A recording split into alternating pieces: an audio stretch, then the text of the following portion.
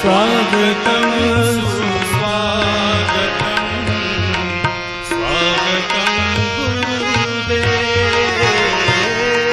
स्वागतं गुरुदेव सुस्वागतं गुरुदेव स्वागतं गुरुदेव सुस्वागतं स्वागतं सुस्वागतं स्वागतं गुरुदेव स्वागतं सुस्वागतं स्वागतं गुरुदेव स्वागतं गुरुदेव सुस्वागतं गुरुदेव स्वागतं गुरुदेव सुस्वागतं गुरुदेव ओम मंगलम ओंकार मंगलम गुरुमंगलम गुरुदेव मंगलम ओम मंगलम ओंकार मंगलम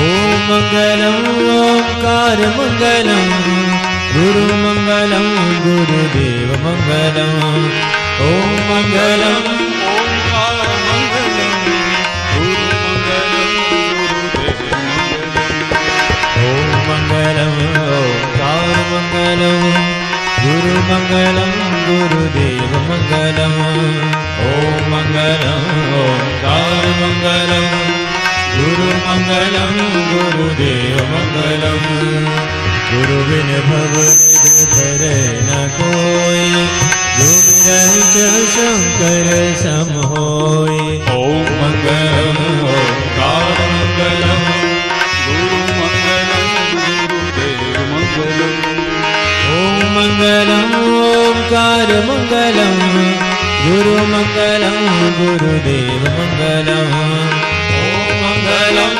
ओंकार मंगलम गुरुमंगलम गुरुदेव मंगलम ओम मंगलम ओंकार मंगलम गुरुमंगलम गुरुदेव मंगलम ओम मंगलम ओंकार मंगलम गुरुमंगलम गुरुदेव मंगलम गुरुमंगलम गुरुदेव मंगलम गुरुमंगलम गुरुदेव मंगलम गुरुमंगलम गुरुदेव मंगलम गुरु सद्गुरुदेव की जय भागवत भगवान की जय जय जय श्री राधे जय जय श्री राधे जय जय श्री राधे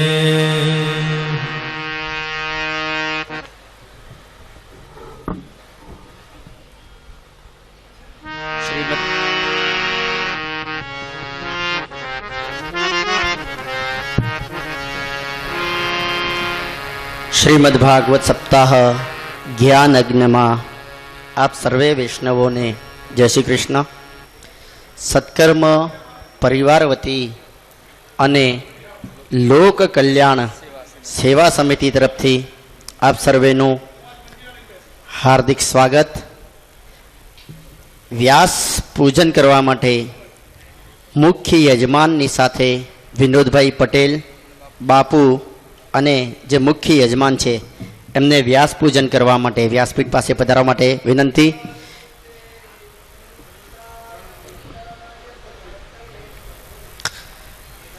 त्वया भारत तैलपूर्ण प्रज्वालितो ज्ञानमय प्रदीप व्यासाय विष्णुरूपाय व्यासरूपाय विष्णवे नमो वे ब्रह्मनिधये वासिष्ठाय नमो नमः। श्री सद्गुरुदेव की जय।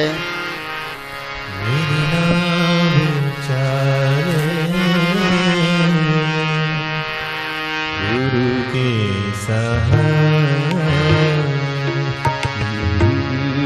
मेरी नाव चले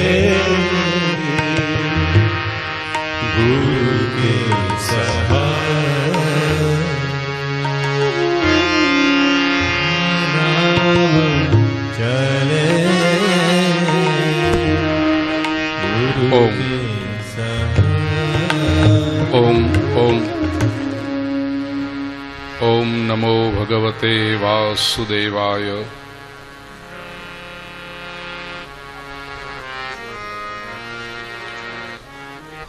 ओम ओम नमो भगवते वासुदेवाय। श्री कृष्ण शरणं मम। ओम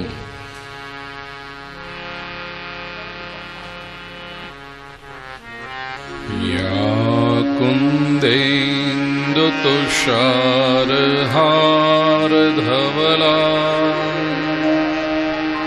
या शुभ्रवस्त्रावृता या वीणावरदण्डमण्डितकरा या श्वेतपद्मासना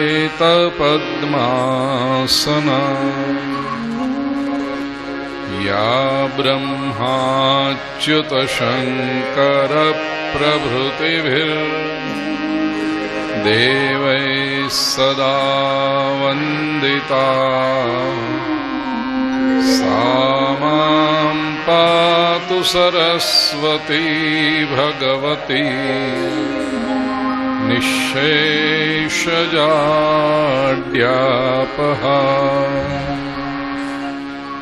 शुक्लां ब्रह्मविचारसारपरमां आद्यां जगद्व्यापिनी वीणापुस्तकधारिणीमभयदां जाड्यान्धकारापहा। हस्ते स्फाटिकमालिकां विदधतीं पद्मासने संस्थितां वन्दे तां परमेश्वरीं भगवतीं बुद्धिप्रदां शारदाम्। वसुदेवसुतं देवं कंसचाणूरमर्दनं देवकी परमानन्दं कृष्णं वन्दे जगद्गुरुम्। गुरुर्ब्रह्मा गुरुर्विष्णुः गुरुर्देवो महेश्वरः गुरुः साक्षात् परब्रह्म तस्मै श्रीगुरवे नमः। नारायणं नमस्कृत्य नरं चैव नरोत्तमम् देवीं सरस्वतीं व्यासं ततो जयमुदीरये। करारविन्देन पदारविन्दं मुखारविन्दे विनिवेशयन्तम्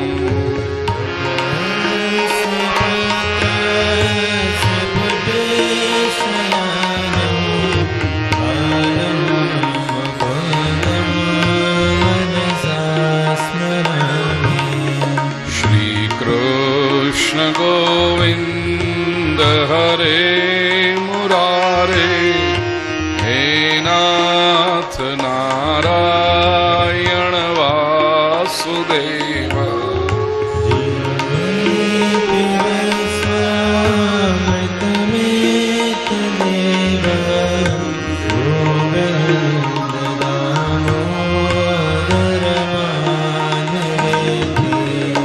विक्रेतु कामा किल गोपकन्या मुरारिपादार्पितचित्तवृत्ते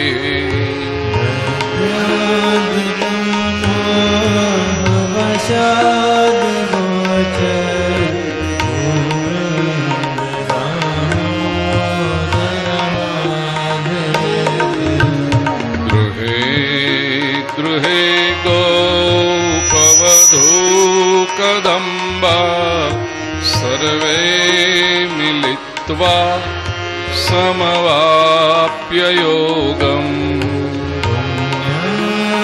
नामानि पठन्ति नित्यं गोविन्द दामोदर माधवेति सुखं शयानानिलये निजेऽपि नामानि विष्णोः प्रवदन्ति मर्त्याः निश्चितं तन्मयताम्रजन्ते गोविन्द दामोदर माधवेति जिह्वे सदैवं भज सुन्दराणि नामानि कृष्णस्य मनोहराणि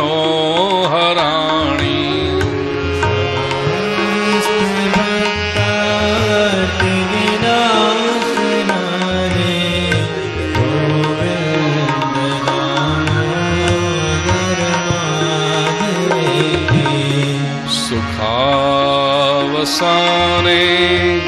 इदमेव सारम् दुःखावसाने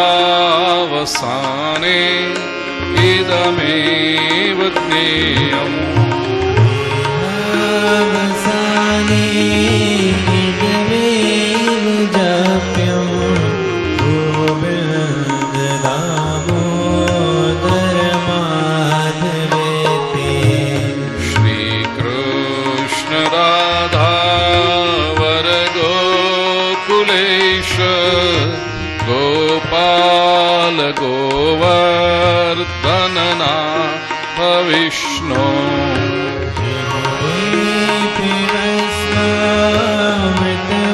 मृतमेतदेव गोविन्द दामोदर माधवेति जिह्वे रसज्ञे मधुरप्रियात्वं सत्यं हितं त्वां परमं वदामि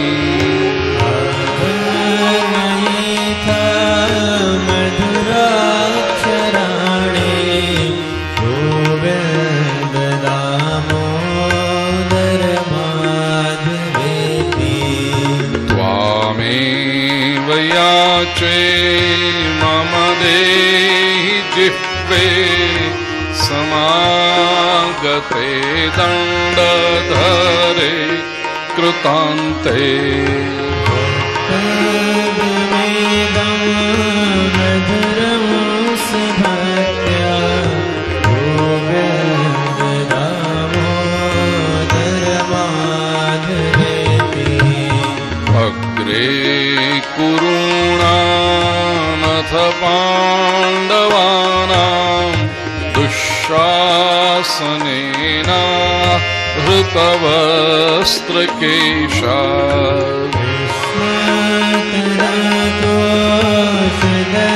कृष्णतरातोषदनन्दनाथ गोविन्द दामोदर माधवेति विहाय निद्रामरुणोदये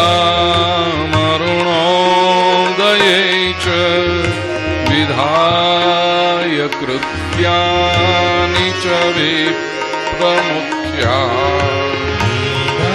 अवसाने प्रपठन्ति नित्यं गोविन्द दामोदर माधवेति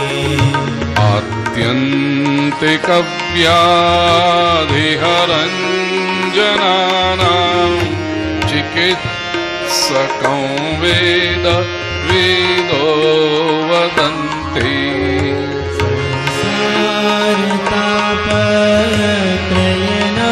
संसारतापत्रयनाशबीजं गोविन्द दामोदर माधवेति गोपालवंशीधर रूपसिन्धो लोकेश नारायण दीन बंधो ईश्वरी भज सर्वदेव गोविंद दामोदर माधवेति गोविंद दामोदर माधवेति गोविंद दामोदर माधवेति गोविंद दामोदर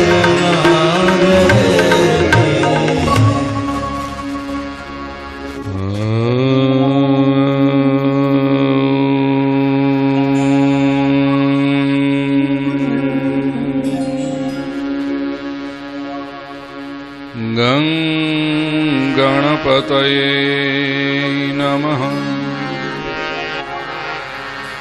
श्री सरस्वत्यै नमः। श्री महालक्ष्म्यै नमः।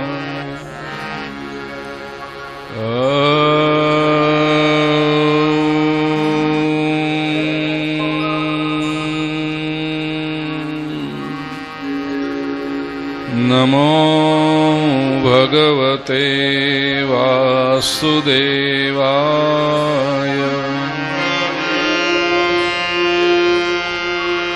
मूकं करोति वाचालं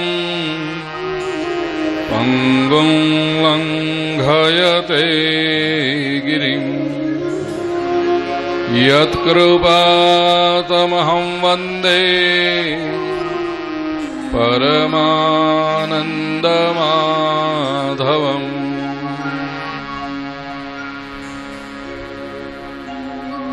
कस्तूरीतिलकं ललाटपटले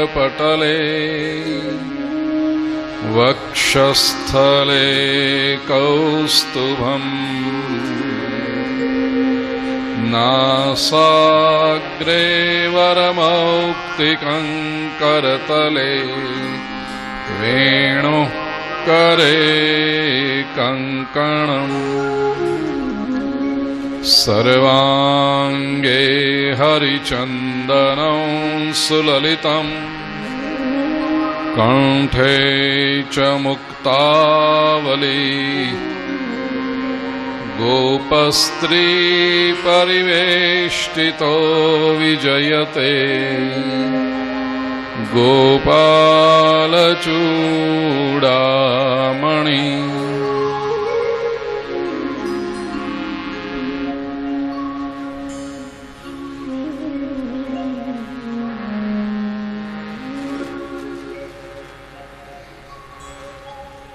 श्री शुक उवाच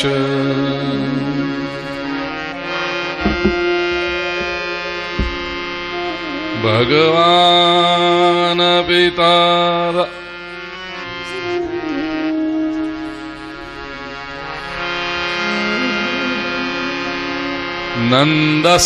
नन्दस्त्वात्मज उत्पन्ने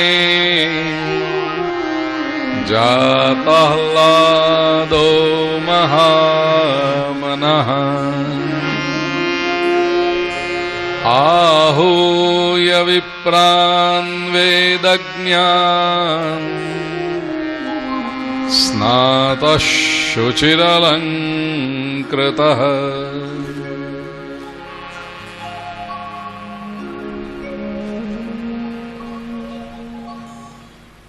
पूर्ण परब्रह्मનું પ્રાગટ્ય થયું।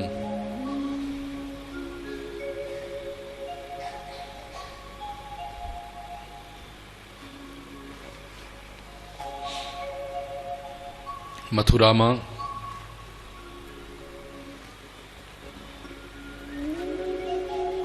યોગમાયાની આકાશવાણી સાંભળી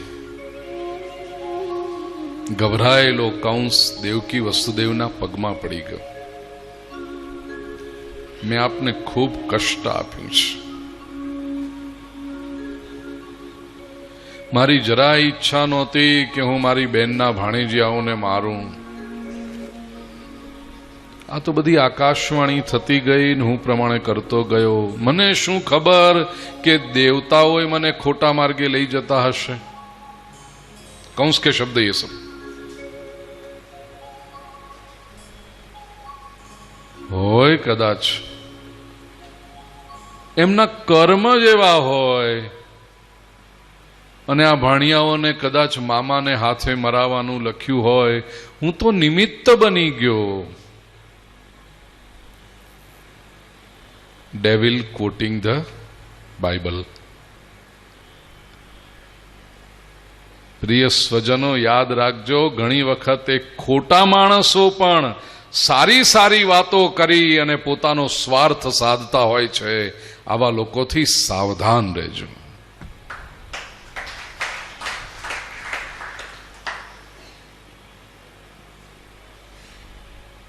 કંસને એટલી તો ખબર પડી ગઈ પોતે ખોટો છે. ગભરાઈ પણ ગયો છે હવે તો. એટલે વસુદેવજી ખૂબ હોશિયાર છે. ખ્યાલ તરત આવી ગયો એમને.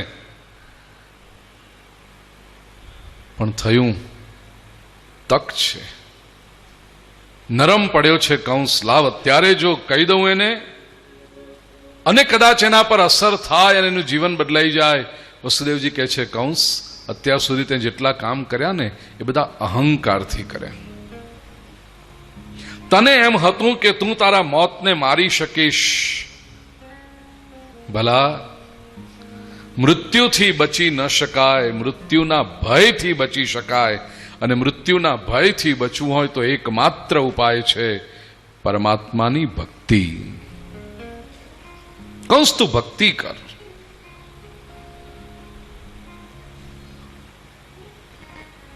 કંસને વાત યોગ્ય લાગી.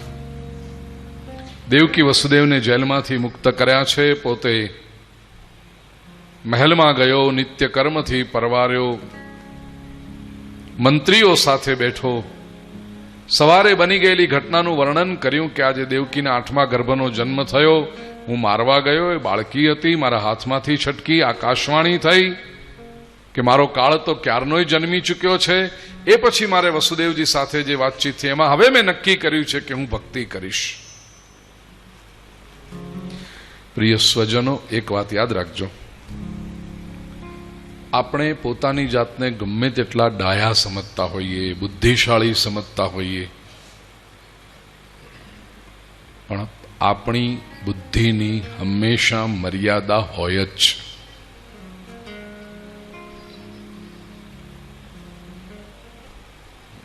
આ જગતમાં હજી સુધી એવો કોઈ બુદ્ધિશાળી થયો નથી જેને બીજા કોઈની સલાહની જરૂર જ ન પડે. હંમેશા જરૂર પડે. હવે પ્રશ્ન એ છે કે આપણે સલાહ કોની લઈએ છીએ. સારા માણસની સલાહ લેશો તો તમને સારી જગ્યાએ લઈ જશે. ખોટા માણસની સલાહ લીધી ક્યાંક જઈને ભટકાડી દેશે. સારા માણસની સલાહ લેવા માટે પ્રતીક્ષા કરવી પડે. એના માટે તપ કરવું પડે. પણ એ વસૂલ છે. ખોટો માણસ સામેથી સલાહ આપવા આવે તમને, આમ કરો ને આવું કરો ને આમ કરો ને, સામે ને સામે નડ દેખાયા જ કરતો તમને બહુ સરળતાથી. પણ એ ખોટા માણસની સલાહ લીધી. ખોટો માણસ કેવળ પોતાનો સ્વાર્થ પૂર્તિ કરશે, તમારું કામ કાંઈ ન થાય એમાં. ગઈકાલે જ બાપુ સાથે વાત થતી હતી. અમને બંનેને વાંચનનો બહુ શોખ છે અને એના પર થોડીક વાત કરી. શાસ્ત્ર તો વાંચું હું, પણ સાથે પછી મને બાયોગ્રાફી વાંચવી બહુ ગમે, જીવન કથાઓ.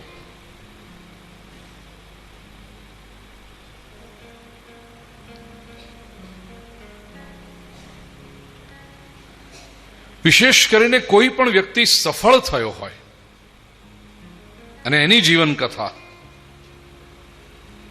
ઘણું શીખવે આપણને.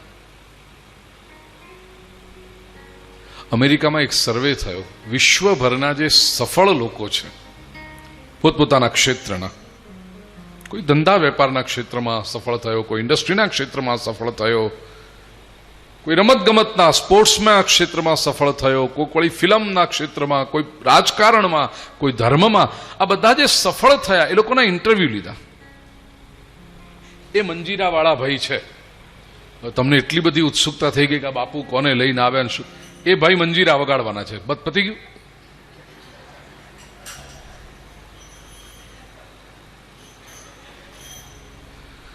કેવી કેવી લોકોને ઉત્સુકતા હોય છે.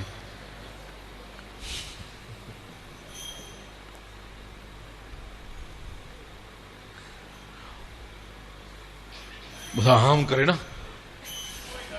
શું થશે ને બાપુ કોને લઈ ગયા, અને કથાનું જે થવાનું હોય થાય. અહીંયા કંઈક થઈ રહ્યું છે. આ આપણું મન વાંદરા જેવું ચંચળ, અને આપણે કહે કે મને ભગવાન નથી મળતા. ક્યાંથી મળે ભગવાન? જરાક કંઈક ખખડાટ થયો કે આપણે ત્યાં આમ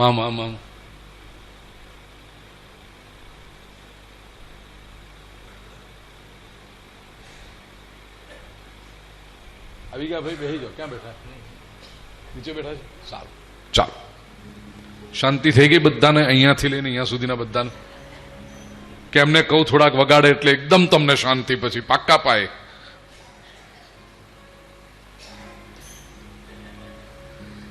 મનને સ્થિર કરતા શીખો સ્વજનો, વાલા પ્રિય સ્વજનો. આજ આપણા બધી બીમારીઓનું કારણ આ છે. મંજીરાવાળા ભાઈ નહીં, આપણું મન. હા, નહીં તો તમારું મન પાછું એના ઉપર નાખશે બધું. એ જે તમારું મન છે તમારી બધી જ સમસ્યાઓનું કારણ છે.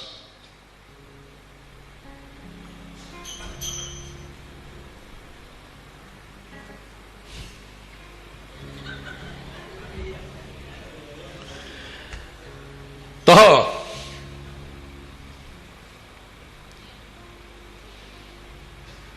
જીવનમાં સલાહ તમે કોની લો છો? હા, આજે સફળ વ્યક્તિઓની બાયોગ્રાફી અમેરિકામાં સર્વે થયો. જે જે ક્ષેત્રમાં સફળ થયા તે લોકોને પૂછવામાં આવ્યું તમારી સફળતાનું કારણ શું?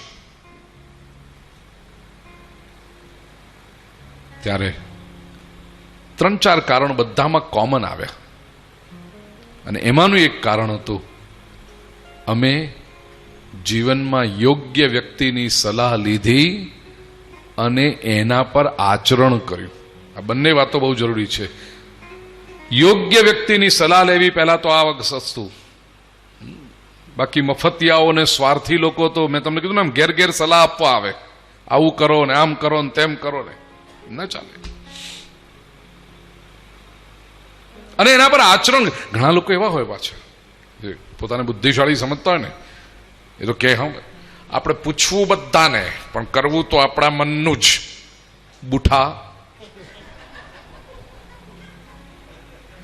તારે જો તારા મનનું કરવું તો બધાને પૂછવા શું કામ નીકળે? તું બીજાના ટાઈમ શું કામ બગાડે છે?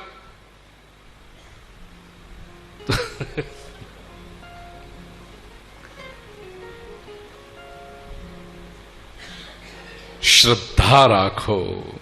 સલાહ જેની લો એ યોગ્ય વ્યક્તિ પસંદ કરો અને એના પર શ્રદ્ધા રાખી એ સલાહ પર આચરણ કરો તો પ્રગતિ થાય.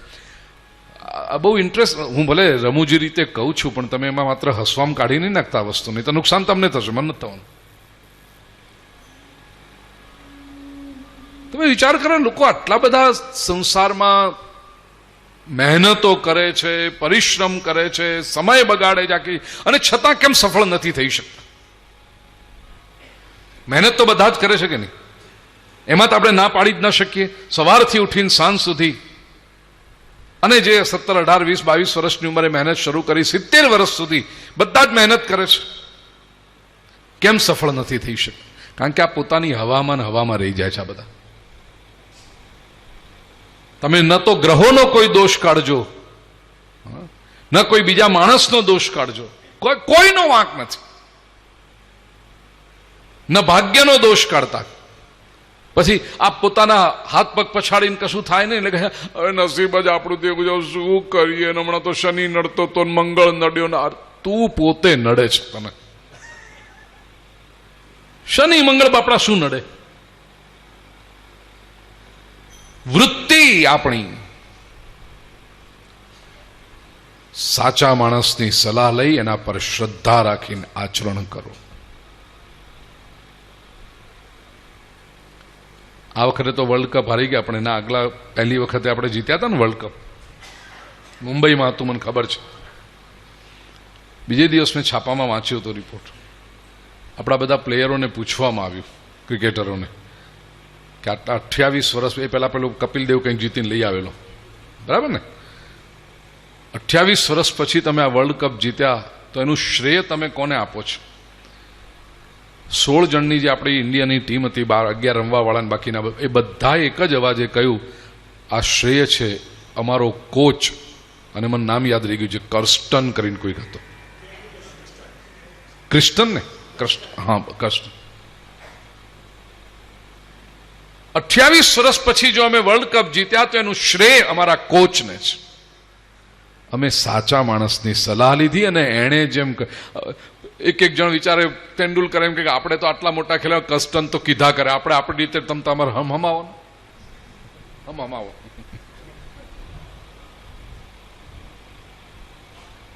ન ચાલે.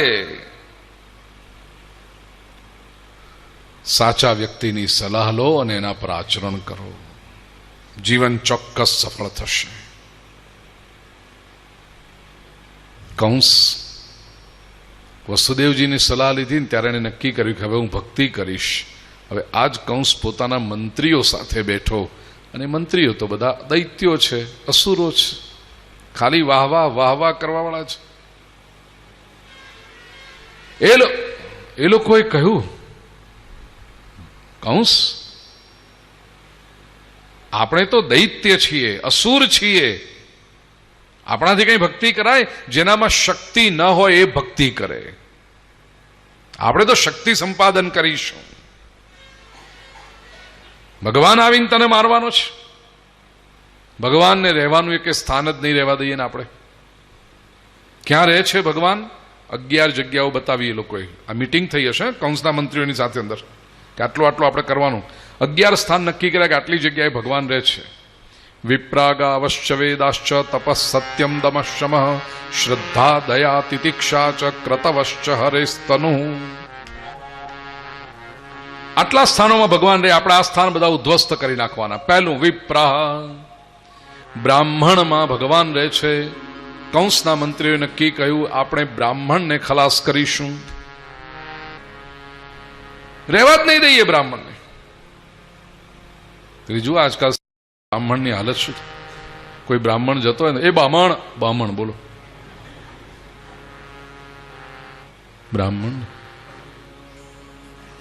એનું ગૌરવ જ ન રહે. તેથી થયું શું? સારા લોકો, તેજસ્વી લોકો આ ક્ષેત્રમાં બહુ જ ઓછા થઈ ગયા, કારણ કે સન્માન ન રહ્યું. બ્રાહ્મણ પરિવારોના કોઈ એમ વિચાર કરે કે આપણો દીકરો કાં તો ડોક્ટર થાય ને, કાં તો એન્જિનિયર થાય ને, કાં તો વકીલ થાય ને, આવું, કાં તો બિઝનેસ કરે, ધંધો કરે, ક્યાંક સારી નોકરી કરે, અને કશું ના મળે. ઠીક છે, હવે બ્રાહ્મણ છીએ ને જજમાનો છે તો કરજે. સ્વસ્તિના ઈંદડો, ચોખા ખાઈ ગયો મીંદડો.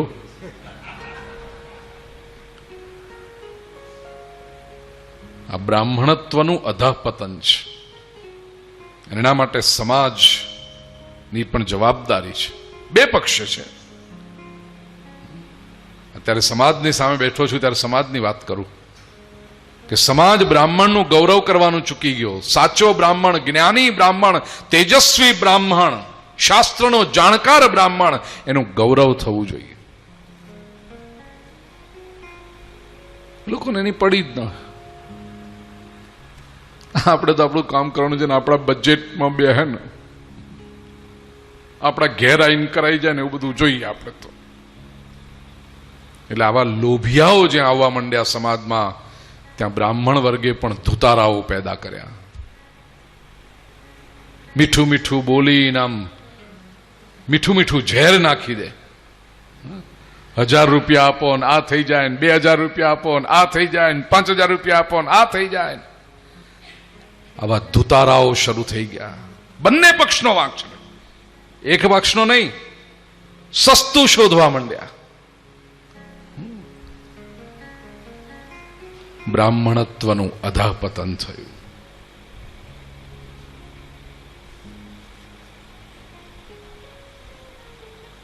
ક્યારેય આવી રીતે વાતોમાં ફસાશો નહીં, ક્યારેય.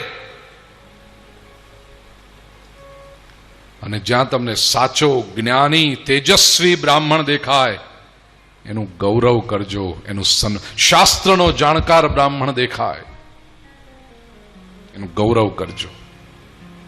તો વિપ્રહ પછી કહ્યું ગાવઃ, ગાયમાં બ્રાહ્મણ છે, ગાયમાં ભગવાન છે. વિપ્રા ગાવશ્ય, ગાયની તો પૂજા કરવાની જ, આપણે બધા કરીએ છીએ, એમાં ના નથી. પણ શ્રીમદ ભાગવતની સમાધિ ભાષા છે એ પણ સમજી લો. ગાય એટલે પરિવાર ભાવના, લાગણી, ઇમોશન. પરિવારના સભ્યો વચ્ચે, સમાજના સભ્યો વચ્ચે જે નિસ્વાર્થ પ્રેમ છે, કરુણાનો ભાવ છે, એ ગાયનું પ્રતીક છે. રાક્ષસો આ નિસ્વાર્થ લાગણીઓને ખતમ કરે. માણસ માણસ વચ્ચેની જે સંવેદના છે એને ખતમ કરે. અને તેથી સમાજ વિખૂટો પડતો જાય. એક વ્યક્તિ બીજા વ્યક્તિને મદદ કરવાને બદલે એ વ્યક્તિ બીજા વ્યક્તિનો વિરોધી થાય. કેટલા બધા કલહ તમે જુઓ સમાજમાં. આ ગૌ હત્યા છે. અને રાક્ષસની સત્તા એમાં જ ટકે, કારણ કે લોકો જો વિખરાયેલા હોય, લોકો જો છૂટા છૂટા પડેલા હોય, રાક્ષસને મજા આવે, કારણ કે પછી એનો વિરોધ કોઈ કરી જ ન શકે.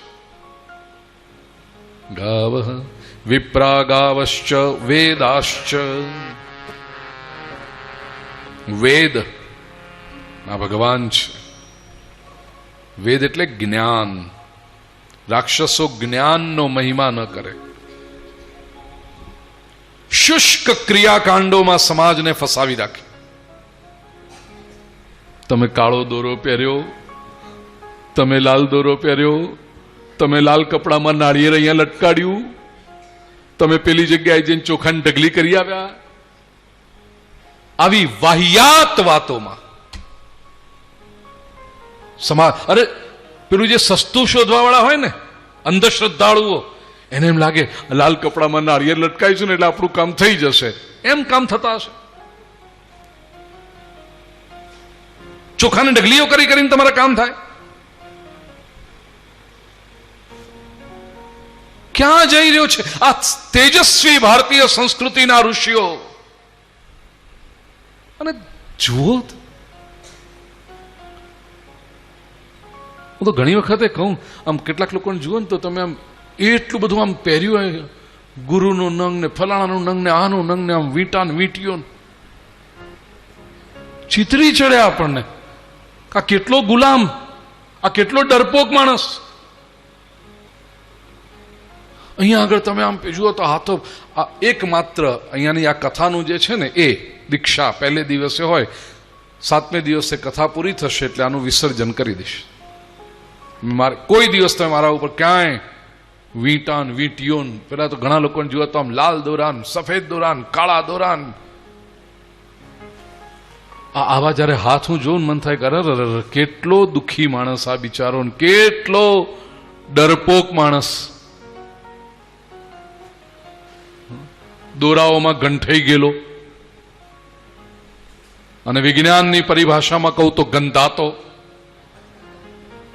આ એ તમે જે પેલા ગૂંચડા હોય ને, લેબોરેટરી મોકલી આપો, અંદર એટલા બધા જીવજંતુઓના ઘર હોય.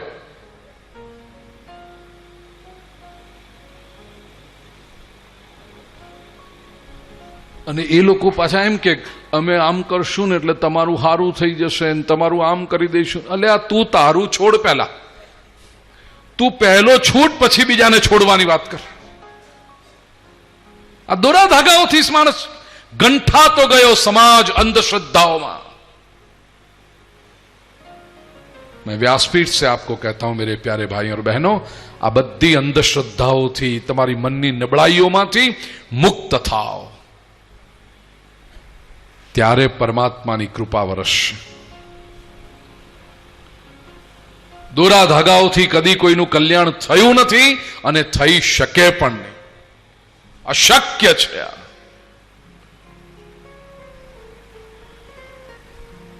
જે લોકો આવા વહેમ આપે છે સમાજની અંદર, આવા લોકોને તિરસ્કૃત કરીને કાઢી મૂકવા જોઈએ। They should no there place. તેથી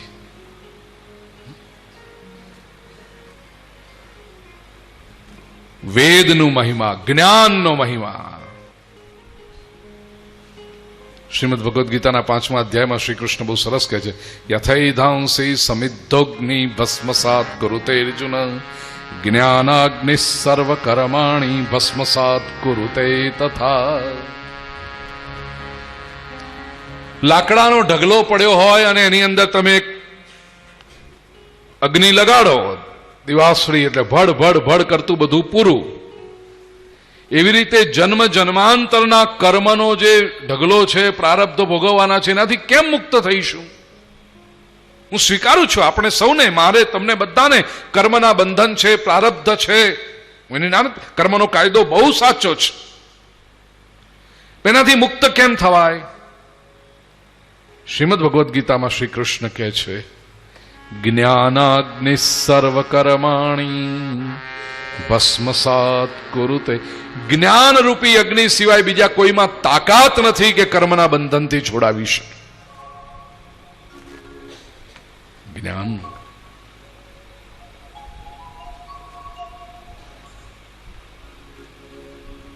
એ જો હોય, કંસના માણસો જ્ઞાનનો મહિમા ખતમ કરી નાખે, સમાજને કેવળ શુષ્ક ક્રિયાકાંડોમાં આ વિધિન પેલી વિધિન, અહીંયા આમ કરવાનું ત્યાં પેલું કરવાનું, એમાં જ ગૂંચવી રાખે।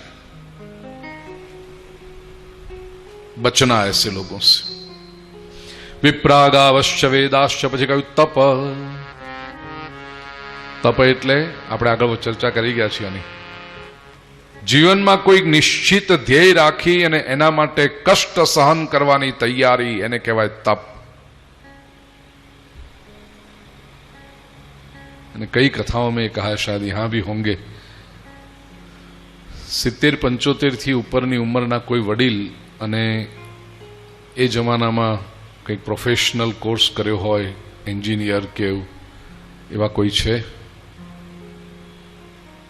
અહીંયા આગળ કોઈ વડીલ આપણી સાથે આવ્યા છે જેની આજે 75ની આસપાસ ઉંમર હોય અને એ જૂના જમાનામાં ભણેલા કોઈ હોય? કોઈ છે ખરું? કોઈ નથી? નીતિનભાઈ ઉરબા થાવ, ચાલો। ત્યાંથી પણ કોઈ વડીલ હાથ ઉપર કરતા હતા? છે કોઈ ત્યાં આગળ પાછળ ખુરશી પર? નથી કોઈ? ચાલો, નીતિનભાઈ છે। આ નીતિનભાઈ શાહ છે, ઉંમર વર્ષ 75, હાલ રહેવાસી કેલિફોર્નિયા, અમેરિકા, મૂળ અમદાવાદ, પ્રોપર અમદાવાદ કે અમદાવાદની બાજુનું કોઈ ગામડું? અમદાવાદ પ્રોપર। તો તમે નહીં ચાલો નીતિનભાઈ, નહીં ચાલી। મારે જે પૂછવું છે ને એમાં આટલા અમદાવાદ ડિગ્રી સારું, ચાલો। ના ના, પણ તો ચાલશે, કોઈ ના હોય ત્યારે આપણે ગુજરાતીમાં કહેવાય છે ને કે ન મામા કરતા નીતિનભાઈ હારા।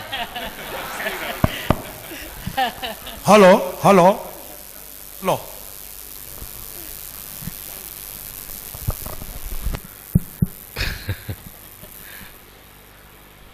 નીતિનભાઈનો આટલો પરિચય મને જે છેલ્લા 4 દિવસમાં થયો છે, બરાબર છે? નીતિનભાઈ, આપને પરિવારમાં ગ્રાન્ડ ચિલ્ડ્રન કેવું કંઈ?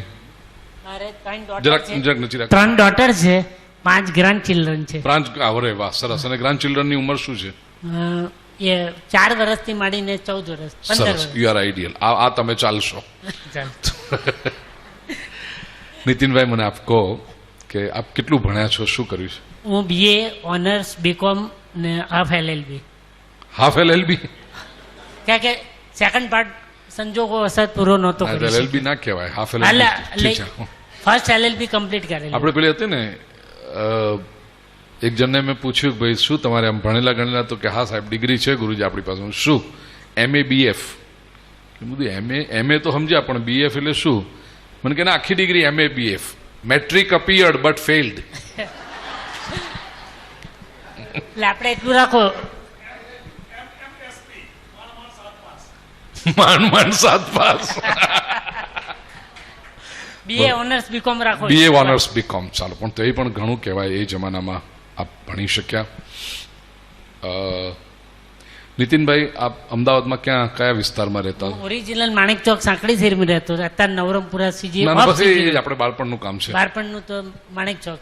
માણેક ચોક સાંકડી શેરી. મને તો એકદમ બધું ખબર ને, અમદાવાદ આખું મોઢે મને. નીતિનભાઈ, આપ જ્યારે ભણતા હતા, નાના હતા ત્યારે આપની સ્કૂલ બેગ કેવી હતી? સ્કૂલમાં મારી કેરિયર ઘણી સારી હતી. ના, સ્કૂલ બેગ. હા, એમાં તો હું થેલી લઈને જતો હતો. બરાબર છે. હવે જેના ઉપર પોપટ ચિતરેલો હોય ના હોય ને એવી થેલી. સરસ. આ નીતિનભાઈ અત્યારે આપણા સૌના પ્રતિનિધિ છે, કારણ કે એ જે જવાબ આવશે ને એ બધા આપણને ક્યાંક ને ક્યાંક લાગુ પડતા હશે બધાને. પોપટ ચિતરેલી થેલી કપડાની, બરાબર છે. અને આગળ વધીને કદાચ આવે થાય ને તો એલ્યુમિનિયમની બેગ આવતી હતી. કેટલા લોકોએ વાપરી છે એલ્યુમિનિયમ? હા, એના ઉપર પેલા વાસણવાળા પાસે જઈને નામ લખાયું હોય, ભૂપેન્દ્ર પુરુષોત્તમ પંડ્યા. અને આખી જિંદગી એ બેગે હચવાય. એટલું જ નહીં, મોટા થયા પછી અમુક વડીલો એમાં બેંકની ચેકબુકો અને પાસબુકો રાખે. બરાબર છે. અને નીતિનભાઈ, આપના જે ગ્રાન્ડ ચિલ્ડ્રન છે, પૌત્ર પૌત્રીઓ, એમની સ્કૂલ બેગ કેવી હોય છે? એ લોકો તો પેલો થેલો લઈને જાય છે પાછળ. હા, પણ કેવી આમ મોંઘામાંની? બરાબર ને? હા, VIP ને એવી. હા, બરાબર છે. બ્રાન્ડ નેમ બધી. નીતિનભાઈ, આપ જ્યારે ભણતા ત્યારે આપની પાસે પેન કેટલી હતી? પેન્સિલ જ વાપરતો હતો મોટે ભાગે તો. બરાબર. બોલ પેન નહોતી ને પેલી સહી ભરવાની એ નહોતી. પેન્સિલ નો જ મોટા ભાગે ઉપયોગ થતો હતો. પેન્સિલ થતી. અને મોટા 7મા 8મા ધોરણમાં આયા હશો ત્યારે પેલી સહી ભરવા વાળી સહી ભરવા વાળી એવી કેટલી? એક પરાણે એક. બરાબર. બહુ સાચી વાત છે આ. અને નીતિનભાઈ, આપના ગ્રાન્ડ ચિલ્ડ્રન પાસે અત્યારના માયની એટલી બધી પેનો છે. બોલો, આપણને બધાને લાગુ પડે છે કે નહીં ભાઈ? બરાબર છે. નીતિનભાઈ, આપ જ્યારે ભણતા ત્યારે આપની પાસે ચંપલ કેટલા હતા? ચંપલ તો એક જોડી જ હતા, પણ કપડા લિમિટેડ જ હતા. કપડા મને પૂછવા દો ને ભાઈ સાહેબ. ચંપલ એક જોડી હતી. એક જોડી ને? બરાબર છે. એક જોડી ચંપલ, અને વરસ, 2 વરસ, ઘણી વખત 3 વરસ ચાલે. સ્લીપરો પહેરતા. હું તો ગામમાં રહ્યો છું. હા, શું કે? ટાયરના સ્લીપર. હા, પેલા સ્લીપર આવતા, આમ V વાળી પટ્ટી આવે, અને પટ્ટી જયારે તૂટી ગઈ હોય ને. બિલકુલ સાચી વાત. ક્યાં પહેરાય છે ને? એક્ઝેક્ટલી. વાહ, બસ. કારણ કે અઠવાડિયે 15 દિવસે એક વખત ગામમાં મોચી આવતો હોય, અને સ્લીપર સંધાવાના 10 પૈસા આપણી પાસે ન હોય. ટાંકણી નહોતી બાપુ. તમે તો કદાચ શહેરમાં રહ્યા છો એટલે ટાંકણી. હું ગામડામાં રહ્યો છું. બાવળની શૂળ અંદર નાખી હોય અને સ્લીપર પહેર્યા છે. નીતિનભાઈ, આપના ગ્રાન્ડ ચિલ્ડ્રન પાસે કેટલા શૂઝ ને ચંપલ ને બધું? એ તો ગણવા પડે એટલા બધા છે. ગણવા પડે એટલા બધા. ખરેખર ઘણી વખત આપણે, મારે તો પધરામણી માટે જવાનું થાય, કેટલાક લોકોના ઘરમાં જવું તો ખબર ન પડે કે આપણા કોકના ઘરમાં આવીએ છીએ, ચંપલની દુકાનમાં આવીએ છીએ. કારણ કે દરવાજો ખોલે પેસેજમાં સીધા પેલા ચંપલોનો ઘોડો લગાવ્યો હોય આખો મોટો. હવે કપડા, નીતિનભાઈ, કેટલા હતા કપડા? 3 કે 4 જોડી પરાણે. 4 જોડી? તમે તો સુખી પરિવારના છો. એટલે બબે દિવસે તો બરાબર છે ને? 2 જોડી સ્કૂલના હોય અને 2 જોડી સારા બહારના પહેરવાના હોય. 4 જોડી કપડા હોય. એમાંય ઘણી વખતે થીગડા મારેલા હોય. બરાબર છે. હવે તમને જરૂર પડે ને એવા થીગડા દેખાતા નથી. હવે ફેશન વાળા થીગડા આવી ગયા, હાથે કરીને ફાડે છે. હાથે કરીને ફાડે. હા, ટ્રોન ને બધું, સ્ટોન વોશ ને એવું બધું. પણ હમણાં બાપુ અમેરિકામાં હું વોશિંગ્ટન ડીસીમાં હતો એક જ દિવસ માટે. કોઈ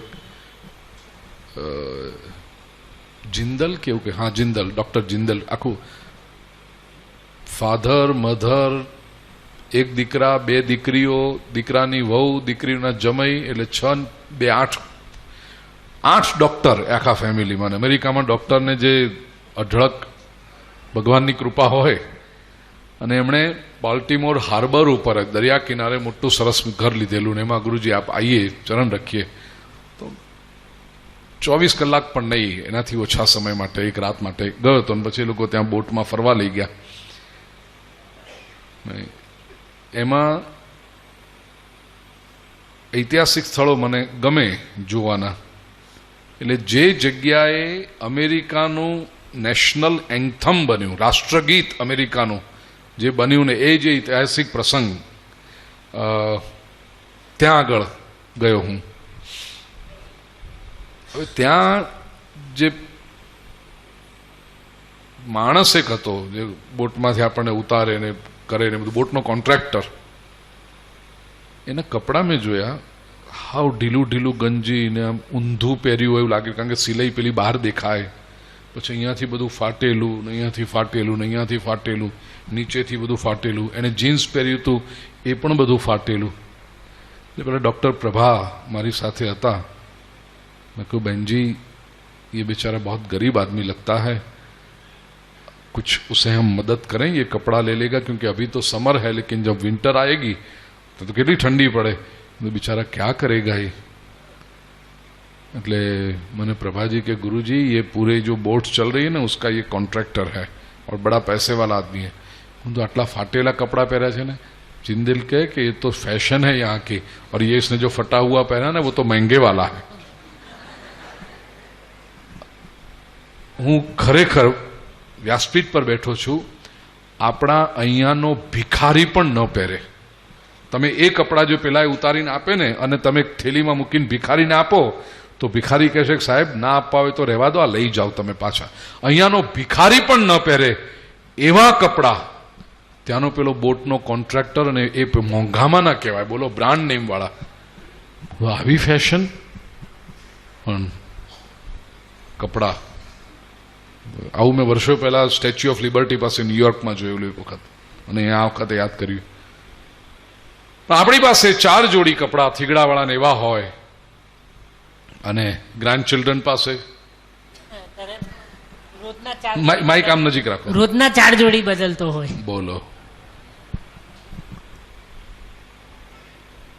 આ બધી અભાવ વચ્ચે, અને તો માણેક ચોકની, માણેકપુર કે માણેક ચોક, માણેક ચોકની સાંકડી શેરીમાં રહ્યા એટલે લાઇટો તો હશે જ તમારા ઘરમાં એ જમાના. પણ અહીંયા કદાચ જો કોઈ ગામડામાં જેનું બાળપણ વીત્યું હશે એ લોકોને મ્યુનિસિપાલિટીની લાઇટ નીચે કદાચ વાંચ્યું હશે કે ફાનસના અજવાળે, મેં વાંચ્યું છે, હું ભણ્યો છું અને ફાનસના અજવાળે વાંચીને મેં પરીક્ષાઓ આપી છે. મ્યુનિસિપાલિટીના દીવે વાંચીને પરીક્ષાઓ આપી છે. SSC ને 12મા સુધી હું પબ્લિકમાં, ગાર્ડનની અંદર મ્યુનિસિપાલિટીનો એક દીવો હોય અને એની નીચે બેસીને વાંચવાનું, એવી જગ્યાએ વાંચીને મેં પરીક્ષા આપી છે 12મા ધોરણની. અને આપણા ગ્રાન્ડ ચિલ્ડ્રન માટે નીતિનભાઈ, એને તો જેટલું અત્યારના કોમ્પ્યુટર ને લેપટોપ ને બધી ગેમ્સ ને બધું જાતે ભણતા હોય છે. શું કરે છે આખો દિવસ એ જ ખબર ના પડે, રમ્યા જ કરે બધું. એમાં પછી એને ખુરશી જોઈએ, ટેબલ જોઈએ, ને કબાટ જોઈએ, ને આમ વાળી પેલી લાઈટ જોઈએ. શું જાણે ભણીને ઊંધા વળી જતા હશે. ખૂબ આભાર નીતિનભાઈ આપનો. મેં મારા પેરેન્ટ્સ ને મારા ફાધર ને મેં જોયેલા જ નથી. ઓકે. તમારા ગ્રાન્ડ ચિલ્ડ્રન તો તમને જુએ છે, એટલે કેટલા ભાગશાળી લોકો. સાચી વાત છે. જય શ્રી કૃષ્ણ. જય શ્રી જે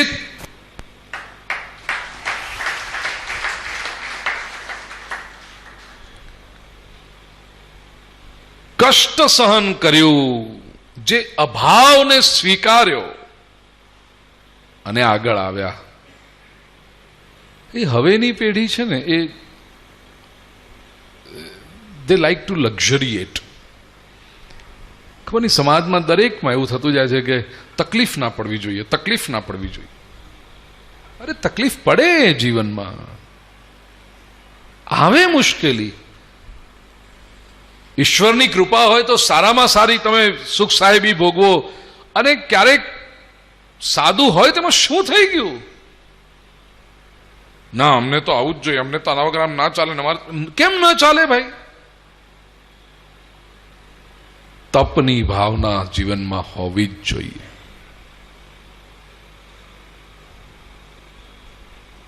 ગઈકાલે જ આપણે વાત થઈ ને, અમેરિકા મને એરપોર્ટ પર મૂકવા જે ગાડી આવી એ રોલ્સ રોયસ હતી. આપણે વિનુભાઈ વાત કરી ને, અને એનું આગલું આખું અઠવાડિયું રોલ્સ રોયસ ગાડી હતી. મોંઘામાં મોંઘી ગાડીઓમાંની એક કહેવાય. જે લોકોને ગાડીઓના શોખ હશે ને, ખબર હશે ને, ખ્યાલ.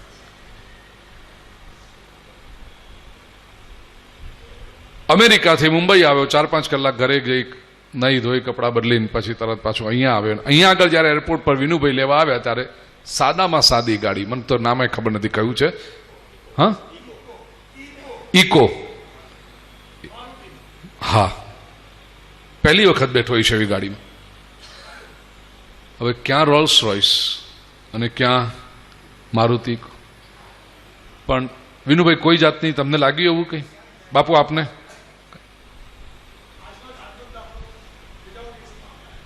આજે વિધા પેલી જે રોજની ગાડી એકોય ગયો, આજ તો એકોય ગયો.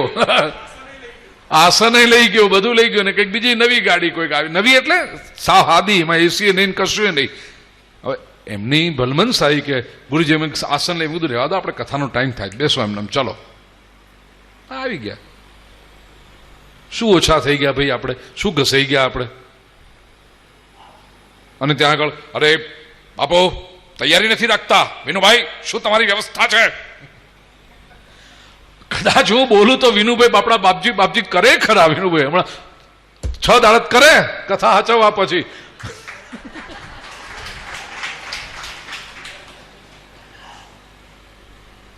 ન કરાય એવું ભાઈ. આપણને ખબર છે કે અહીંયા કઈ જગ્યાએ આવ્યા છીએ, કઈ રીતનું છે. એ એમનાથી બને. જાણી જોઈને તો આમ બાપુ ને વિનુભાઈ રાતના જ બેઠા નહીં હોય ને કે કાલે ગુરુજી નીકળે ને એટલે આપણે દાવ કાઢો કેમ નો, આપણે ગાડી લાવવી જ નથી કાલે. એવું તો કર્યું નહીં હોય, મને ખાતરી છે કે એવું ના કર્યું હોય. એમના તરફથી એમણે સારામાં સારો પ્રયત્ન કર્યો હશે, પ્રામાણિકતાથી પ્રયત્ન કર્યો છે, ને કદાચ ન થયું. એ ગાડી આવતી બધું બાપુ ચલન ચાલી નાખીએ. આજે અત્યારે ક્યાં વરસાદ છે, ચાલી નાખીએ. શું અડધા થઈ જવાના છીએ આપણે? જીવનમાં કષ્ટ સહન કરવાની તૈયારી રાખો.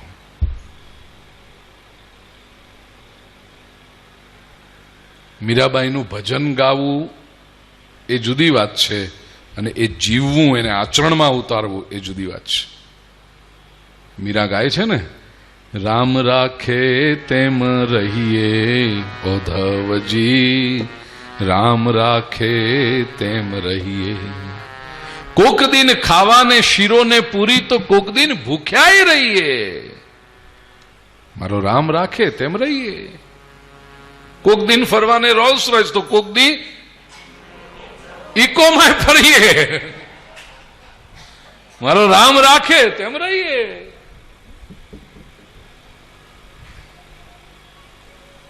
એ વૃત્તિ જો આપણને આવડે, પછી પ્રિય સ્વજનો, આપણી મોજને કોઈ ઓછી ન કરી શકે. મને જેમના પ્રત્યે અત્યંત આદર છે, ખૂબ લાગણી છે જેમના પ્રત્યે, એવા બ્રહ્મલીન પરમ પૂજ્ય ડોંગરેજી મહારાજ 4 શબ્દો કહેતા: ચાલશે, ફાવશે, ભાવશે અને ગમશે. એ જે જીવનમાં ઉતારી શકે. બાપજીની કક્ષાએ તો ક્યારે પહોંચીશું? બાપજીના આશીર્વાદ ને ભગવાનની કૃપા હોય ત્યારે થાય. પણ યત કિંચિત એના માટેનો પ્રયાસ જાગૃતિપૂર્વકનો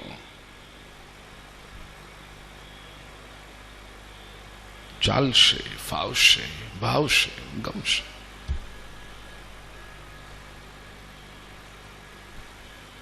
શાસ્ત્રની બાબતમાં જ્યારે કોઈ ખોટું કરે ને તો સહન ન થાય, તો મારો આક્રોશ પ્રગટ થઈ જાય. ધર્મના નામે જો કોઈ માણસને છેતરતો હોય તો મારાથી સહન ન થાય, ત્યાં મારો આક્રોશ પ્રગટ થઈ જાય. બાકી કોઈ પણ બાબતમાં. વિનુભાઈ, આપના સંચાલનમાં ત્રીજી કથા છે ને, હરિદ્વારમાં કેટલી 2 કથા આપે કરી, આ ત્રીજી. ક્યારેય તમને મારા તરફથી કોઈ ફરિયાદ, આ ઓછું છે ને આમ કેમ નથી ને પેલું આમ કેમ, ક્યારેય નહીં. તો શું તકલીફ નહીં પડી હોય? અમારા રૂમના ગીઝર બંધ ના થાય, અમારા રૂમના ગીઝર ના ચાલે એવું બને, અમારે ઠંડા પાણીએ નાહવું પડે. નવેમ્બર ને ડિસેમ્બર મહિનાની ઠંડીમાં હરિદ્વારમાં ઠંડા પાણીએ 3 દિવસ નાહ્યો છું. ખ્યાલ છે ને ઘનશ્યામભાઈની કથામાં? પણ કેમ આમ છે ને કેમ તેમ છે ને છે, જાણી જઈને થોડા બિચારા ગીઝર બંધ કર્યા તો બાપજીને દાવ કાઢીએ. એમણે બિચારા પ્રયત્ન બધો સારી રીતે કર્યો, ક્યાંક ન થાય. ઓકે, આને કહેવાય તપ. હું એટલા માટે આટલું વિશ્લેષણ કરું છું નીતિનભાઈનું દ્રષ્ટાંત, અને આપણા બધાની વાત કરીને એટલા માટે કરી રહ્યો છું કે જીવનમાં ઘણી વખતે તપના સંયોગો ઉભા થાય. એને બહુ સુંદર વાત આપને કહું, વ્યાસપીઠ પરથી પહેલી વાર પ્રગટ થઈ રહ્યું છે. આધ્યાત્મિક પથ પર જો યાત્રા કરવી હોય તો એના માટેનું માસ્ટર કી, એના માટેનો ઓપરેટિવ વર્ડ છે સ્વીકાર, એક્સેપ્ટન્સ. કોઈકે મને વિડીયો મોકલ્યો, મને ગમી, બહુ નાનકડી એ વાત છે. સ્વીકાર, એ સ્વીકાર એકમાત્ર એ વસ્તુ છે જે બધું બદલી નાખે છે.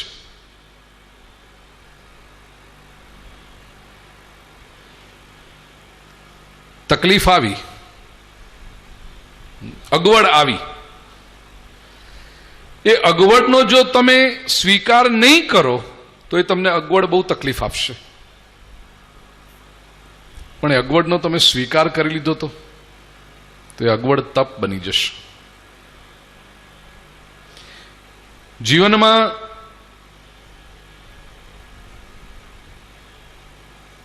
તમે ફરવા નીકળ્યા છો, યાત્રાએ પ્રવાસે નીકળ્યા છો, એમાં કંઈક અગવડ આવી, મુશ્કેલી આવી, એનો તમે સ્વીકાર કરો તો એડવેન્ચર બની જાય. અને એનો સ્વીકાર ન કરો તો એ ડર બની જાય.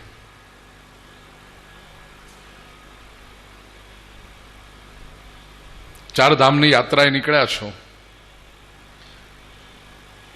પ્રાકૃતિક કંઈક સમસ્યા આવી, ગાડીઓ અટકી ગઈ છે, 2 પર્વત વચ્ચેથી કંઈક લેન્ડસ્લાઇડ થઈ છે, એટલે ગાડી જઈ શકે એમ નથી. ને પર્વતના લોકો ત્યાંના જે વારંવાર જતા હોતા, હું તો હિમાલયમાં બહુ ફરું છું, મને ખબર છે, રસ્તા કાઢી લે. એટલું લોકોનું સરસ કોર્ડિનેશન હોય કે આ બાજુની ગાડીઓ બધી આ બાજુ રહે અને પેલી બાજુની ગાડીઓ બધી પેલી બાજુ રહે, અને એ લોકો ડ્રાઈવર બધા સમજી લે અંદર અંદર, અને કે પેસેન્જરનો કે તમે તમારો સામાન લઈ અને આ બાજુ આવી જાઓ. હવે એમાં જે લેન્ડસ્લાઇડ થઈ એમાંથી જવાનું હોય ને, 1-1.5 ફૂટનો રસ્તો હોય, અને આ બાજુ આખી નીચે ખાઈ દેખાય ઊંડી 10,000 ફૂટ, એમાંથી જવાનું હોય. મુશ્કેલી છે, બરાબર છે. હવે તમારો શું અભિગમ છે આના પર? તમે આને સ્વીકાર કરો છો કે નથી કરતા? જો સ્વીકાર નથી કરતા તો આ ભય બની જશે. આપણે જવું, ના આપણે અહીંથી પાછા જતા રહીએ, આપણે જવું. ભય, ડર. અને એ મુશ્કેલીનો સ્વીકાર કર્યો તો એડવેન્ચર, તો એ સાહસ કહેવાય.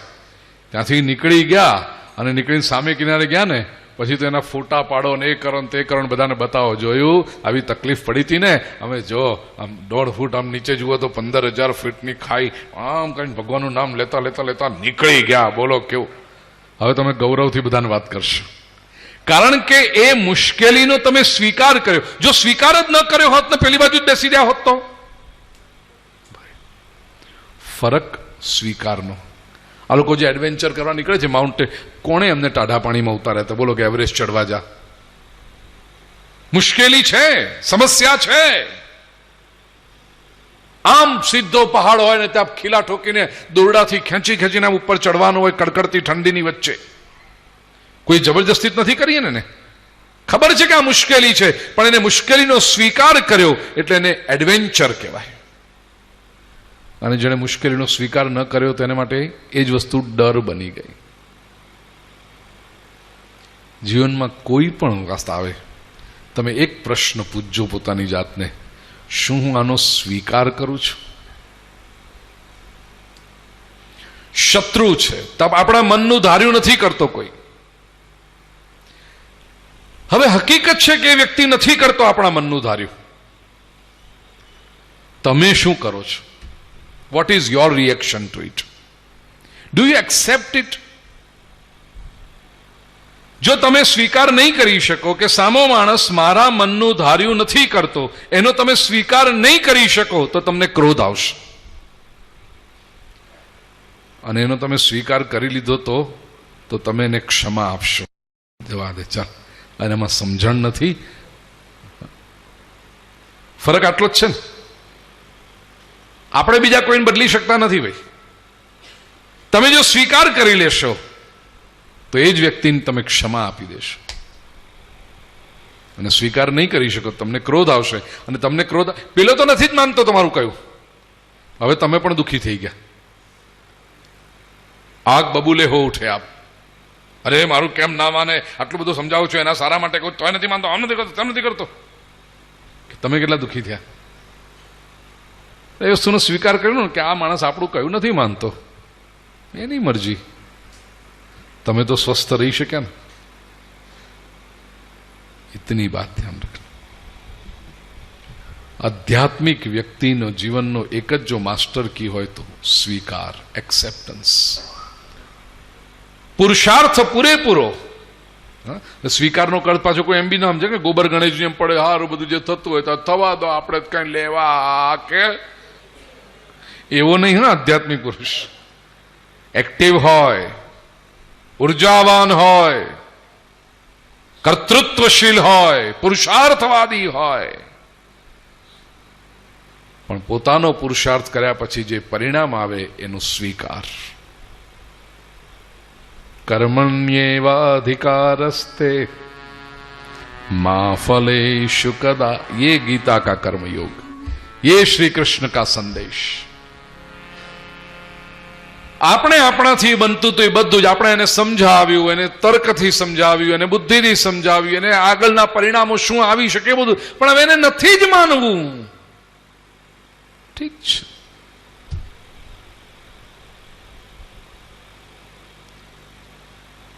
એની જીદને કારણે આપણા મનની શાંતિને ડિસ્ટર્બ ન કરાય. આટલું જ એને આવડી ગયું, આ વ્યક્તિ આધ્યાત્મિક રહી શકે. એની આંતરિક સ્વસ્થતાને કોઈ ડોળી ન શકે. અને એવા વ્યક્તિની પાસે પણ તમે જાઓ ને ત્યારે તમને એ ઉર્જા, એ તરંગો, એ શાંતિ અનુભવાય. મહાપુરુષની પાસે જ મનમાં તમે ગમે તેટલો ઉકળાટ લઈને કોઈક મહાપુરુષની પાસે જજો, જેની પાસે આંતરિક શાંતિ છે, એની પાસે તમે જશો ને તમને અનુભવ થશે કે તમારો પોતાનો ઉકળાટ શમી રહ્યો છે. ये प्रमाण है, आ साबिती છે આધ્યાત્મિક ચેતનાની. અને વ્યક્તિ હોય, સમાજ છે તો નેગેટિવ માણસો રહેવાના જ. ખોટા માણસો, એક ખોટા માણસોથી ડિસ્ટન્સ રાખે, અંતર રાખે. એક વખત એને ખબર પડી જાય કે આ ખોટી વૃત્તિનો વ્યક્તિ છે, આ ખોટો છે, એટલે એનાથી એક સલામત અંતર ઊભું કરી દે. શરૂઆતમાં બધા પર ભરોસો રાખે, શરૂઆતમાં દરેક જણને પોતાના સમજે, પણ જ્યાં કોઈ કે આડઈ કરી, જ્યાં કોઈ કે કારીગરી કલાકારી કરવા ગયો એટલે સલામત અંતર ઊભું કરી દે. ઝઘડવાનું શા માટે? સંઘર્ષમાં શા માટે ઉતરવાનું? આપણી પાસે જિંદગીમાં સમય કેટલો છે? ઘણા લોકો તો અરે તે મને આમ કર્યું, જોઈ લઈશ. આપણે આ સંસારમાં લોકોને જોવા નથી આવ્યા, આપણે આ સંસારમાં ભગવાનના દર્શન કરવા માટે આવ્યા છીએ.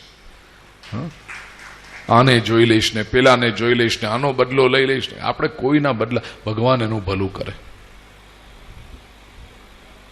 એક સલામત અંતર ઊભું કરી દો બસ. વિપ્રાગાવશ્ય વેદાશ્ચ તપ સત્યમ.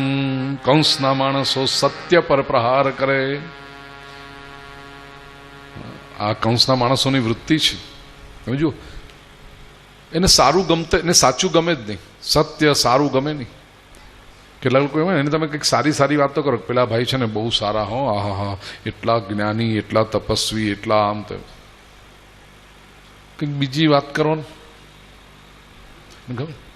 એની આગળ તમે કંઈક ખોટી વાતો કરો.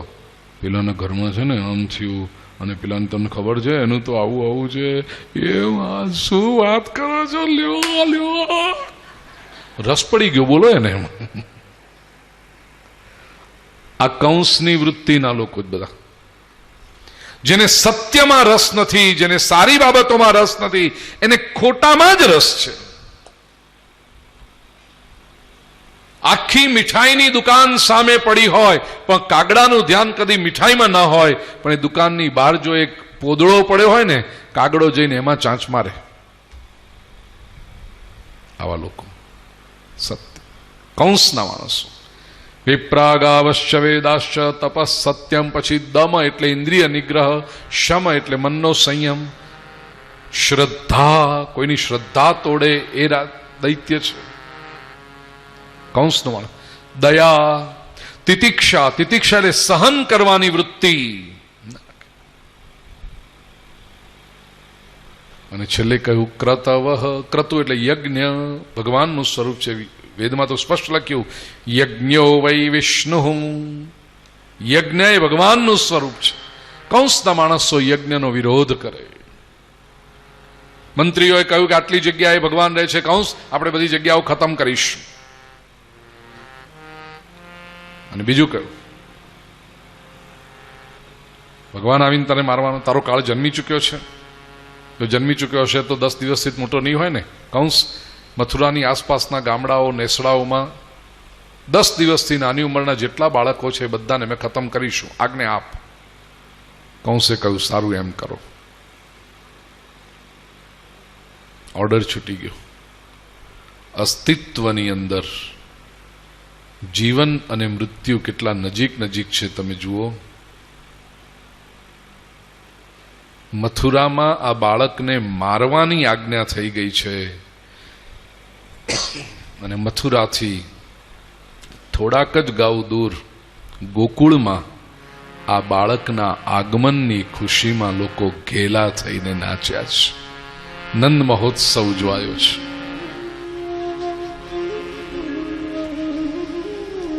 પ્રશ્ન પૂછું, શ્રીમદ ભાગવતમાં કુલ અધ્યાય કેટલા? અધ્યાય 12, 365, બરાબર? 65 કે 35? અચ્છા, વર્ષના દિવસ 365. થોડીક મારી ભૂલ થઈ ગઈ. 335. શ્રીમદ ભાગવતમાં સ્કંદ કેટલા? શ્લોક, અક્ષર,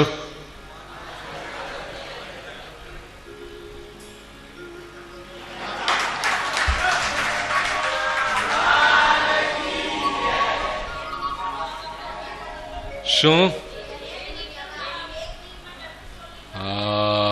2 મિનિટનું બાકી છે. કેમ? કહીશ, ચાલો હજી યાદ કરાવજો ફરીથી, કહીશ. બીજા બધા તમે કોઈ નથી કહેતા, એ બેન જ કે છે. એ બેન પહેલા પણ આવીને કહી ગયા મને. હજી વાર છે, હજી યાદ કરાવજો. જરા ઓર ડિમાન્ડ ચાહીએ આપકી.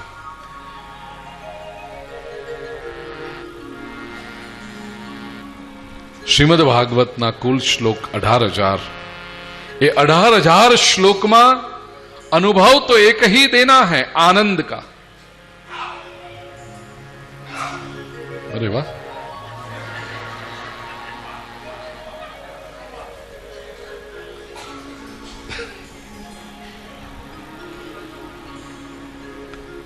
એ 18,000 શ્લોકમાં અનુભવ તો એક જ આપવાનો છે, આનંદનો. એ આનંદનું વર્ણન દશમ સ્કંદના 5મા અધ્યાયના પહેલા 18 શ્લોકોમાં છે. પુસ્તકમાં આપની પાસે છે નંદ મહોત્સવ, પાનું 25. એનો પહેલો શ્લોક, એક એક ચરણ આપણે લઈએ. શ્રી શુક ઉવાચ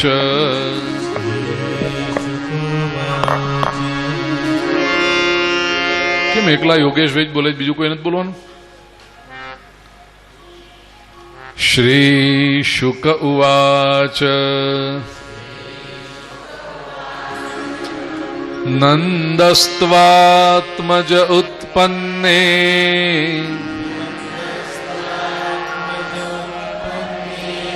જાતાહ્લાદો મહામનઃ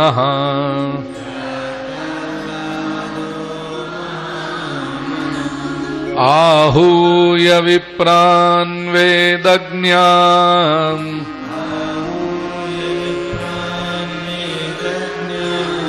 स्नातः शुचिरलङ्कृतः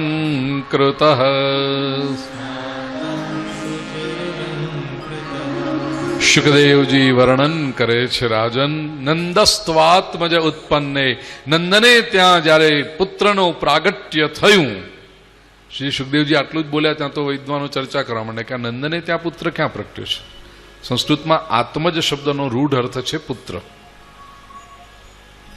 વિદ્વાનો કે સુખદેવજીને તો ખબર છે આ કે નંદનો પુત્ર નથી, આ તો વસુદેવજીનો પુત્ર છે. કેમ નંદસ્ત્વાત્મજ કહ્યું? કેટલાક વિદ્વાનોએ અર્થ કર્યો કે ભાઈ ભારતીય સંસ્કૃતિ પ્રમાણે પિતા 5 પ્રકારના છે. જન્મદાતા તો બરાબર છે, જીવનદાતા પણ પિતા સમાન ગણાય, જે પાળી પોષી ઉછેરીને મોટો કરે તે. ત્રીજું ભયત્રાતા, કોઈ મોટી મુશ્કેલીમાંથી બચાવે એને પણ આપણે પિતા સમાન ગણીએ, ભયત્રાતા. વિદ્યાદાતા, ગુરુ પિતા સમાન છે. અને કન્યાદાતા, ભારતીય સંસ્કૃતિમાં જુઓ, જમાઈ પોતાના સસરાને પિતાજી કહીને બોલાવે, પપ્પા કહીને બોલાવે. દુનિયાભરમાં તમે જાઓ, કોઈ જમાઈ પોતાના સસરાને બાપા નથી કહેતો, નામ દઈને બોલાવે. હે મિસ્ટર વિલિયમ્સ, હે જોન. ભારતીય સંસ્કૃતિમાં જમાઈ પોતાના સસરાને, કન્યાદાતા એ પિતા. અને લોકોને તો ગૌરવ, એમાં સાચા જે માતા પિતા હોય ને કે સસરા તો પિતા કે બરાબર છે, પણ એનાથી વધારે ઉત્સાહ પાટલા સાસુ પાટલા સસરાને હોય. તમે જો કોઈ ઘણી વખત એવું થાય ને, 2-3 બહેનો સાથે લગ્ન કરે તો જે એકચ્યુઅલ માતા પિતા છે તો એક જગ્યાએ કન્યાદાન આપવા બેઠા હોય, પછી બીજા લોકો જે બેઠા હોય, મોટી બેન બને એવી કે સાસ પેલા કાકા તો એ આમ ચડી ચણકે હું તમારી પાટલા સાસુ છું, કન્યાદાન મેં આપ્યું હતું. પિતા સમાન છે. નંદ બાવા લાલનના જન્મદાતા પિતા નથી ન સહી, જીવનદાતા તો હે. નંદસ્ત્વાત્મજ ઉત્પન્ને. વૈયાકરણીઓ હતા, ગ્રામરના નિષ્ણાતો સંસ્કૃત ભાષાના, એમણે કહ્યું આત્મજ શબ્દનો રૂઢ અર્થ પુત્ર છે, વાત બરાબર, પણ જો સમાસ વિગ્રહ કરવામાં આવે તો અર્થ સ્ફુટ થાય. આત્મની જાયતે ઇતિ આત્મજ, સપ્તમી તત્પુરુષ. આત્મામાં જે જન્મે તે આત્મજ. અને એ રીતે જોવા જઈએ તો પરમાત્મા બધાના આત્મજ છે. સબ ઘટ મેરો સાઈ, આ ખાલી ઘટ નહીં કોઈ, બલિહારી ઉસ ઘટ કી જા ઘટ પરગટ હોઈ. सभी में है परमात्मा, तो प्रभु सभी के आत्मज हो सकते हैं. नंदस्त ભક્ત બેઠા હશે, એમણે કહ્યું અરે આખો નંદ મહોત્સવ ઉજવવાનો છે, તમે પહેલી લીટીમાં ચર્ચા કરવા બેઠા. कौन कहता है कि नंद के यहाँ पुत्र हुआ? जरा आगे के शब्द तो पढ़ो, क्या कहा? जाताह्लाद આહલાદ જાત, આનંદ થયો છે. કોઈ એમ કે છે નંદન કે પુત્ર ભયો, નહીં, બધા શું કે નંદ કે જાત આહલાદ. અને આહલાદ થયો એનો પુરાવો શું છે? તો આગલો શબ્દ કયો, મહામનઃ. નંદ બાબા બહુ મોટા મનવાળા બની ગયા છે. યાદ રાખજો, જ્યાં મન મોટું હોય છે ને ત્યાં જ આનંદ થાય છે. લોકો કહેશે કે માણેક ચોકની સાંકડી શેરીમાં એ નાના મકાનમાં રહેતા હતા 5 ભાઈઓ અને 5 પરિવારો. એ વખતે જે આનંદ હતો ને એ હવે 5 ભાઈઓના 5 મોટા મોટા બંગલાઓ થઈ ગયા અને બધા અલગ અલગ દુકાનો ને ગોડાઉનો ને ગાડીઓ આવી ગઈ. પણ એ માણેક ચોકની સાંકડી શેરીમાં મકાનમાં જે મજા હતી એ મજા હવે બહાર. બરાબર છે? એનું કારણ મકાન મોટા થઈ ગયા પણ મન સાંકડા. આનંદ ક્યાં આવે? આનંદ હંમેશા મન મોટું હોય ને ત્યાં. મહાપ્રભુજી શ્રીમદ વલ્લભાચાર્યજી સુબોધિનીમાં બહુ સરસ વાત કરે છે. નંદ જે શબ્દ અહીંયા છે ને, નંદ ઉત્સવ નથી. ઘણા લોકો નંદોત્સવ કરે, એમાં હાંકડાય. શ્રીમદ ભાગવતમાં શબ્દ છે નંદ મહોત્સવ. ઉત્સવ જુદો અને મહોત્સવ જુદો. महाप्रभु जी श्रीमद वल्लभाचार्य जी कहते हैं मानसनी 5ની શક્તિ હોય પણ 3 વાપરે, બીજે બધે બચાવે. અહીંયાથી ઓછા કરવું, આને થોડાક ઓછા આપવું, અહીંયા બચાવું, એમ કરીને કરે ત્યાં ઉત્સવ થાય.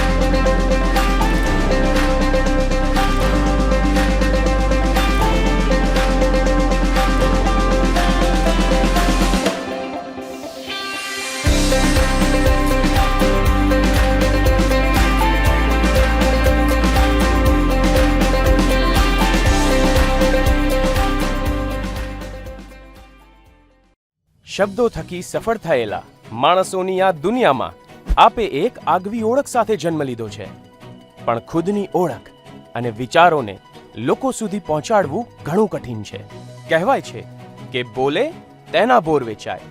તો શું બોલવું, શું ના બોલવું, ક્યારે બોલવું, કેટલું બોલવું કે જેનાથી તમારું વ્યક્તિત્વ ખૂબ જ નિખરીને આવે અને લોકો પર તમારો પ્રભાવ વાણી દ્વારા પડી શકે.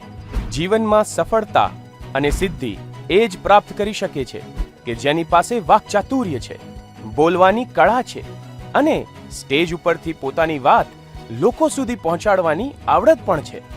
આપણા આદર્શ હોય એવા ઘણા નેતાઓ અને અભિનેતાઓ તેમની બોલવાની વિશિષ્ટ કળાથી લોકોના હૃદયમાં સ્થાન પામે છે. ઘણા બધા લોકો પોતાના સમાજના સારા નરસા પ્રસંગોમાં સેવાકીય પ્રવૃત્તિ કરતા હોય છે તેમજ આર્થિક સહાય પણ આપતા હોય છે. પરંતુ તે લોકોને સ્ટેજ પરથી બોલવાનું કહેવામાં આવે ત્યારે તેમનામાં રહેલો ડર, સ્ટેજ ફિયર, શરમ અને સંકોચના કારણે બોલી નથી શકતા. તો આ બધી જ મર્યાદાઓ દૂર કરી છટાદાર ભાષણ કઈ રીતે આપી શકાય? શબ્દોની દુનિયાના સર્વશ્રેષ્ઠ વક્તા તેમજ વાસ્તુ અને જ્યોતિષશાસ્ત્ર જેવી અનમોલ વિદ્યાને દુનિયાના વિવિધ દેશોમાં પોતાની આકર્ષક વાચા દ્વારા ફેલાવનાર એવા ખૂબ જ લોકપ્રિય મહાનુભાવ શ્રી શૈલેન્દ્રસિંહજી વાઘેલા બાપુ દ્વારા લખાયેલ સર્વશ્રેષ્ઠ વક્તા બનો ગુજરાતી ભાષામાં એક પુસ્તક આપની સમસ્યાનો અંત લાવી શકે છે. આ પુસ્તકમાં પહેલેથી તૈયાર કરેલા અલગ અલગ 55 વિષયો પર ભાષણો આપવામાં આવેલા છે. સ્પીચ આપતા પહેલા તેની તૈયાર કરવાની પદ્ધતિ, શરૂ કરવાની અને પૂરું કરવાની રીત તેમજ સ્ટેજની શ્રેષ્ઠ ગોઠવણી જેવી બાબતો વિશે વિસ્તારપૂર્વક સમજ પાડવામાં આવી છે. વિવિધ ક્ષેત્ર સાથે જોડાયેલા જેવા કે doctors, advocates, teachers, social workers, businessman, police officers, સરકારી અધિકારીઓ, ધર્મ ઉપદેશકો, નેતાઓ, આમ તમામ ક્ષેત્રની વ્યક્તિઓ બાપુઝ સ્પીકિંગ લેબના અભ્યાસથી સર્વશ્રેષ્ઠ વક્તા તરીકે સફળ થયા છે. અને બાપુના પુસ્તકનો અભ્યાસ કરીને એવું કહેવાય છે કે you can be brilliant, attractive, presentable, unique speaker. હમણાં જ આ પુસ્તક આપ વસાવો અને આપની ઓળખને એક નવું સ્વરૂપ આપો. તેમજ આપના જીવનના કોઈ પણ પ્રશ્નના ઉકેલ માટે આજે જ સંપર્ક કરો.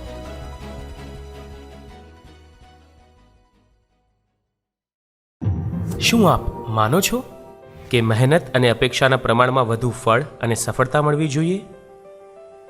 તેમજ નસીબ વધારે સાથ આપે તો?